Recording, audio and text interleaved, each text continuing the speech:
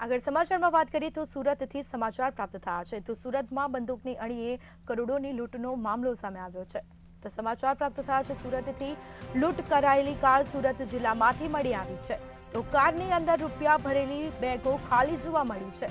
income tax ઓફિસરની ઓળખ આપી લૂંટ ચલાવાઈ હતી કાર પણ એવી જગ્યાએ મળી જ્યાં કોઈ પણ સીસીટીવી કેમેરા નહોતા પ્રી પ્લાનિંગ સાથે લૂંટનું આયોજન કર્યું હોય તેવું અનુમાન લગાવવામાં આવ્યું છે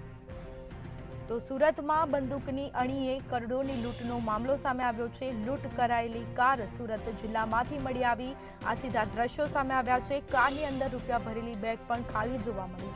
તો ઇન્કમટેક્સ ઓફિસરની ઓળખ આપીને લૂંટ ચલાવવામાં આવી હતી કાર પણ એવી જગ્યાએ મળી જ્યાં કોઈ પણ સીસીટીવી કેમેરા ન હતા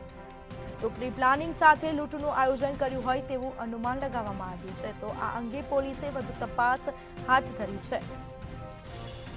તો કાર પણ એવી જગ્યાએથી મળી આવી જ્યાં કોઈ પણ સીસીટીવી ન હતા ઇન્કમટેક્સ ઓફિસરની ઓળખ આપીને લૂંટ ચલાવવામાં આવી હતી